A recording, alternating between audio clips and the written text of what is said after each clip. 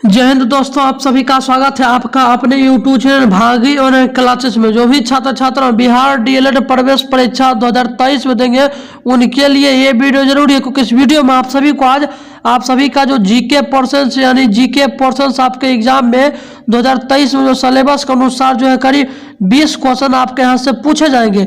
हम आपको 100% गारंटी देते हैं, अगर आप इस वीडियो को देख लेते हैं जो भी आपका जीके से 20 प्रश्न पूछे जाएगा, अगर आप इस वीडियो को देखते हैं शुरू से लेकर अंत तक, तो आपका एक भी प्रश्न नहीं छूटने वाला है। क्योंकि जो भी हम आपको प्रश्न करवाते हैं प्रैक्टिस सेट में, तो वो 100% जरूरी होता है और सिलेबस के अनुसार हम आपको कराते हैं, ताकि आपका प्रवेश परीक्षा में 100% लड़ जाए यही सभी क्वेश्चन। इसीलिए वीडियो को आप शुरू से लेकर अंत तक देखिए। तो चलिए हम आज का करीब 40 प्लस ऐसे प्रश्न करवाने वाले हैं जो कि बहुत ही जरूरी है, तो आप सभी को देखिए इनको। तो चलिए, इससे पहले हमने 176 क्वेश्चन आपको करवा चुके हैं और आज 177वां है, जिसमें कि आपको 40 प्लस ऑब्जेक्टिव प्रश्न कराएंगे। तो चलिए वो भी देखते हैं और स्टार्ट करते हैं। सबसे पहला क्वेश्चन आपके सामने ये रहा कि भारत का पहला समाचार पत्र था, यानी भारत का जो है पहला समाचार पत्र कौन था? बंगाल गजट, हिंदुस्तान टाइम्स या पायनियर या संवाद कौमुदी। तो चारों ऑप्शन में से भारत का पहला समाचार पत्र कौन था? तो इसका राइट आंसर बताना है। इसका राइट आंसर सबसे का होगा बंगाल गजट। भारत का पहला समाचार पत्र जो है बंगाल गजट था, ये आपको याद रखना है। चलिए नेक्स्ट क्वेश्चन की बढ़ते हैं। तो नेक्स्ट क्वेश्चन आपके सामने ये रहा कि भारत में सर्वप्रथम किसने प्रेस सेंसरशिप लागू की थी? सेंसरशिप लागू की थी, प्रेस सेंसरशिप किसने लागू की थी? भारत में सबसे पहले किसने लागू की थी? आप सभी को बताना है। तो इसका राइट आंसर सबसे का बी हो जाएगा, लॉर्ड बेलेजली ने। लॉर्ड बेलेजली ने जो भारत में सर्वप्रथम प्रेस सेंसरशिप लागू की थी, तो ये आपको याद रखना है। चलिए नेक्स्ट क्वेश्चन की ओर बढ़ते। तो नेक्स्ट क्वेश्चन आपके सामने ये रहा कि वर्नाकुलर प्रेस एक्ट किसने रद्द किया? वर्नाकुलर जो प्रेस एक्ट था उसको जो है किसने रद्द कर दिया? तो ये आपको इस क्वेश्चन का आंसर आपको बताना है। वर्नाकुलर प्रेस एक्ट को किसने रद्द कर दिया? चारों ऑप्शन में से कौन सा इसका राइट आंसर होगा? तो इसका राइट आंसर सभी का डी होगा, लॉर्ड रिपन। लॉर्ड रिपन ने जो है वर्नाकुलर प्रेस एक्ट को रद्द कर दिया गया था। तो इनके द्वारा ही रद्द किया गया। तो ये किसने रद्द किया? तो ये लॉर्ड रिपन, ये आपको याद रखना है। चलिए नेक्स्ट क्वेश्चन आपके सामने ये रहा। नेक्स्ट क्वेश्चन आपके सामने ये रहा, देख लीजिएगा कि अमृत बाजार पत्रिका की स्थापना किसने की? अमृत बाजार जो पत्रिका है उसकी स्थापना किसने की? तो आपको बताना है। गिरीश चंद्र घोष, हरीश चंद्र मुखर्जी, एस.एन. बनर्जी, शिशिर कुमार घोष। तो चारों ऑप्शन में से राइट आंसर कौन होगा? अमृत बाजार पत्रिका की स्थापना जो है वो किसने की? तो आपको बताना है इसका राइट आंसर। तो इसका राइट आंसर सब सभी का डी हो जाएगा, शिशिर कुमार घोष। इसका राइट आंसर आप सभी का डी होगा, शिशिर कुमार घोष जो है अमृत बाजार पत्रिका का स्थापना किया, ये आपको याद रखना है। चलिए नेक्स्ट क्वेश्चन आपके सामने ये रहा कि भारतीय द्वारा अंग्रेजी भाषा में प्रकाशित प्रथम समाचार पत्र कौन था? यानी भारत के द्वारा जो है अंग्रेजी भाषा यानी इंग्लिश में, हिंदी में तो बहुत पत्र का प्रकाशित जो हुआ है समाचार, लेकिन अंग्रेजी भाषा में प्रकाशित प्रथम समाचार पत्र कौन था? तो आप सभी लोगों को बताना है। इसका राइट आंसर क्या हो? अगर आपको इसका आंसर आता है तब कमेंट में जरूर जवाब दीजिए। तो इसका राइट आंसर क्या हो? इसका राइट आंसर सी हो जाएगा, हिंदू आपको हिंदू पैट्रियट। हिंदू पैट्रियट आपको याद रखना, पैट्रियट हो जाएगा। चलिए राइट आंसर सबसे का सी हो जाएगा, आपको याद रखना। चलिए नेक्स्ट क्वेश्चन की बढ़ते हैं। नेक्स्ट क्वेश्चन है कि गीतांजलि का अंग्रेजी संस्करण प्रकाशित कब हुआ? गीतांजलि का जो अंग्रेजी संस्करण कब प्रकाशित हुआ? इसका राइट आंसर क्या होगा? तो आपको बताना है। इसका राइट आंसर सभी का सी हो जाएगा। 1912 में जो है गीतांजलि का अंग्रेजी संस्करण प्रकाशित हुआ, 1912 में। राइट आंसर आप सभी का सी हो जाएगा, ये आपको याद रखना है। चलिए नेक्स्ट क्वेश्चन की ओर बढ़ते हैं। तो नेक्स्ट क्वेश्चन आपके सामने ये रहा कि मुस्लिम लीग एवं भारतीय राष्ट्रीय कांग्रेस के बीच राजनीतिक गतिरोध को दूर करने के लिए CR फॉर्मूला किसने बनाया था? मुस्लिम लीग एवं भारतीय राष्ट्रीय कांग्रेस के बीच राजनीतिक गतिरोध को दूर करने के लिए CR फॉर्मूला किसने बनाया था? तो आप सभी लोगों को बताना है। इसका राइट आंसर आप सभी का हो जाएगा, बी हो जाएगा, राजगोपालचारी। राजगोपालचारी ने मुस्लिम लीग और भारतीय राष्ट्रीय कांग्रेस के बीच जो राजनीतिक गतिरोध था उसको दूर करने के लिए CR फॉर्मूला राजगोपालचारी के द्वारा ही बनाया गया था, ये आपको याद रखना है। ये सब आपके आधुनिक भाग जो भी मतलब है वो उसमें आ जाते हैं पार्ट में। चलिए नेक्स्ट क्वेश्चन की बढ़ते हैं। तो नेक्स्ट क्वेश्चन है कि INA के अधिकारियों पर मुकदमा चलाया गया था। INA के अधिकारियों का मुकदमा चलाया गया था। इसका राइट आंसर लाल किला दिल्ली में। लाल किला दिल्ली में जो INA के अधिकारियों पर मुकदमा चलाया गया था, किस? लाल किला दिल्ली में, ये आपको याद रखना है। चलिए नेक्स्ट क्वेश्चन आपके सामने ये रहा कि भारतीय राष्ट्रीय कांग्रेस के प्रथम अधिवेशन में कितने प्रतिनिधियों ने भाग लिया। भारतीय राष्ट्रीय कांग्रेस का जो वो प्रथम जब अधिवेशन हुआ था उसमें कितने प्रतिनिधियों ने जो है वो भाग लिया था। इसका राइट आंसर क्या हुआ? तो इसका राइट आंसर कुल 72 प्रतिनिधियों ने जो है भारतीय राष्ट्रीय कांग्रेस के प्रथम अधिवेशन में भाग लिया था। आगे कहाँ हुआ था ये भी बताएंगे आपको, इसीलिए वीडियो को आपको ध्यान से देखना है। चलिए नेक्स्ट क्वेश्चन की बढ़ते हैं।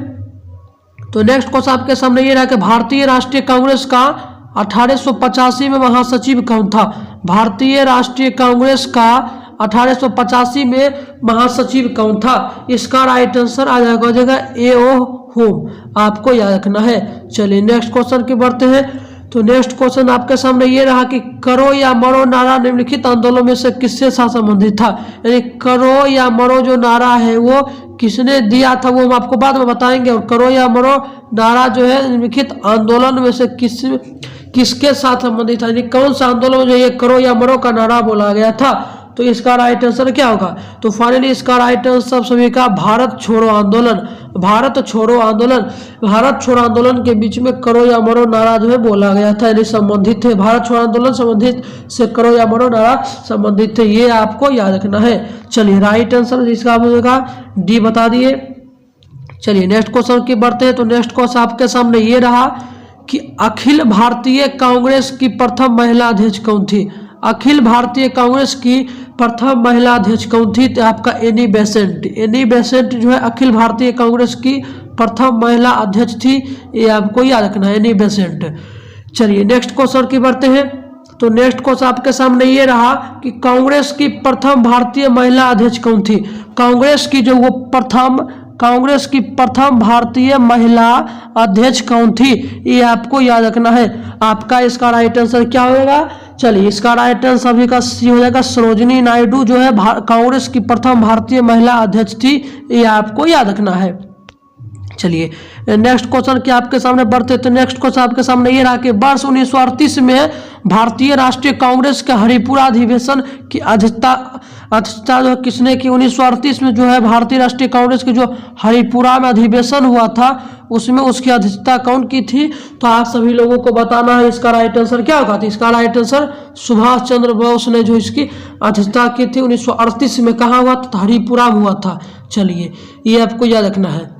और अगला क्वेश्चन आपके सामने ये रहा कि जनगण मन पहली बार किस अवसर पर गाया गया था। यानी जनगण मनगण जो है पहली बार कौन सा अवसर था जिस पर ये गाया गया था। तो आप सभी लोगों को बताना है। इसका राइट आंसर रहेगा भारतीय राष्ट्रीय कांग्रेस का अधिवेशन 1911 में। जब भारतीय राष्ट्रीय कांग्रेस का अधिवेशन हुआ था 1911 में, ये जनगण मन पहली बार गाया गया था, ये आपको याद रखना है। चलिए नेक्स्ट क्वेश्चन आपके सामने ये रहा कि बाल गंगाधर तिलक को किसने अशांति का जनक कहा। बाल गंगाधर तिलक को किसने अशांति का जनक कहा। तो ये आपको याद रखना है। चलिए इसका राइट आंसर क्या होगा? 192 का। बाल गंगाधर तिलक को अशांति का जनक किसने कहा। बाल गंगाधर तिलक को अशांति का जनक किसने कहा। तो आपको याद रखना है वैलेंटाइन चिरोल। वैलेंटाइन चिरोल ने जो बाल गंगाधर तिलक को अशांति का जनक कहा, ये आपको याद रखना है। अशांति का जनक वैलेंटाइन चिरोल ने कहा था किसको? बाल गंगाधर तिलक को। चलिए नेक्स्ट क्वेश्चन बढ़ते। तो नेक्स्ट क्वेश्चन आपके सामने ये रहा कि सुभाष चंद्र बोस का राजनीतिक गुरु कौन था। सुभाष चंद्र बोस का राजनीतिक गुरु कौन था। किसके? सुभाष चंद्र बोस का राजनीतिक गुरु कौन था, ये आपको याद रखना है। इसका राइट आंसर CR दास जो है सुभाष चंद्र बोस के राजनीतिक गुरु थे।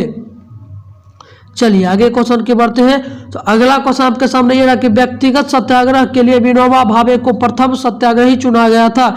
दूसरा कौन था, यानी व्यक्तिगत सत्याग्रह के लिए विनोबा भावे को प्रथम सत्याग्रही चुना गया था और दूसरा कौन था इसके बाद। तो इसका राइट आंसर क्या होगा, तो फाइनली इसका राइट आंसर बी होगा पंडित जवाहरलाल नेहरू, पंडित जवाहरलाल नेहरू। चलिए नेक्स्ट क्वेश्चन की बढ़ते हैं। तो नेक्स्ट क्वेश्चन आपके सामने ये रहा कि महात्मा गांधी द्वारा व्यक्तिगत सत्याग्रह आंदोलन के लिए प्रथम सत्याग्रही कौन चुना गया। महात्मा गांधी के द्वारा व्यक्तिगत सत्याग्रह आंदोलन के लिए प्रथम सत्याग्रही कौन चुना गया, तो आपको बता रहा है इसका राइट आंसर विनोबा भावे, ये आपको याद रखना है। बंगाल विभाजन किस वायसराय ने किया, बंगाल विभाजन जो है किस वायसराय ने किया, तो आपको इसका राइट आंसर क्या होगा, लॉर्ड कर्जन। लॉर्ड कर्जन ने बंगाल विभाजन का किस भाषण किया, तो लॉर्ड कर्जन, आपको याद रखना है। चलिए नेक्स्ट क्वेश्चन की बढ़ते हैं। तो पूना पैक्ट संबंधित था किससे, पूना पैक्ट जो था वो किससे संबंधित था, तो ये आपका इसका जवाब बताना है। दलित वर्ग से जो है पूना पैक्ट संबंधित था। चलिए नेक्स्ट क्वेश्चन के आपके सामने बढ़ते हैं। तो नेक्स्ट क्वेश्चन आपके सामने ये रहा 1909 के इंडियन काउंसिल एक्ट के किस बात की व्यवस्था की गई थी, तो आपको राइट आंसर बताना है सांप्रदायिक प्रतिनिधित्व। चलिए लास्ट क्वेश्चन आपके सामने ये रहा, दिल्ली भारत की राजधानी कब बनी, दिल्ली भारत की राजधानी कब बनी थी, तो ये आपको याद रखना है कि 1923 में दिल्ली जो है भारत की राजधानी कब बनी थी, 1923 में। इससे पहले जो है भारत की राजधानी कहाँ थी, तो कोलकाता, कोलकाता इससे पहले जो थी किस 1923 से पहले कौन राजधानी थी, तो कोलकाता, आपको याद रखना है। कोलकाता किसके भारत की राजधानी थी 1923 से पहले, और 1923 में जो दिल्ली जो है भारत की राजधानी बनी, यानी कैपिटल ऑफ इंडिया यानी दिल्ली, ये आपको याद रखना है। तो आज के इस वीडियो में जितना भी क्वेश्चन आपको कराए वो बहुत ही अच्छा होगा, क्योंकि 40 प्रश्न ऑब्जेक्टिव प्रश्न आपके जो जीके से था, करीब यहाँ से आपके एग्जाम में 20 प्रश्न आते हैं, जो कि आपके 20 नंबर का होता है। अगर आप शुरू से लेकर अंत तक देखिएगा, डेली हमारे चैनल को सब्सक्राइब कर लीजिएगा। डेली आपको 7:15 या 8 के बीच में आपको जो रात के आपको ये वीडियो मिल जाएगा। आप लोग जरूर से जरूर देखिए और खूब प्यार दीजिए, दोस्तों को शेयर कीजिए। तो मिलते हैं अगले वीडियो में, तब तक के लिए जय हिंद, जय Bharat, Vande Mataram. Thanks for this video, धन्यवाद।